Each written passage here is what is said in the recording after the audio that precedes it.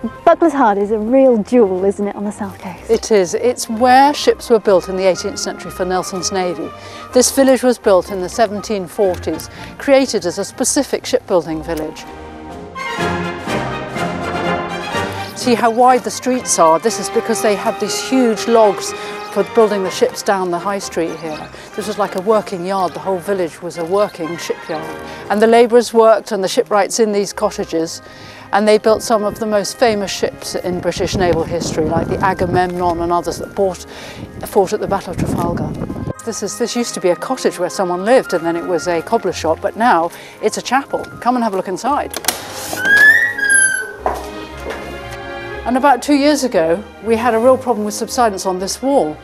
So we had to take out the floor, and in looking up under the floor, we found there was this big cellar underneath here that we never knew about.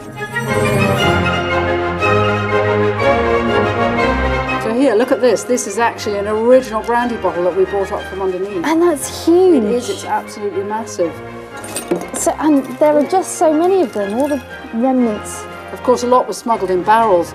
There was evidence that there was 300 barrels in one smuggling incident alone, buried in the mud at the entrance of the Beely River.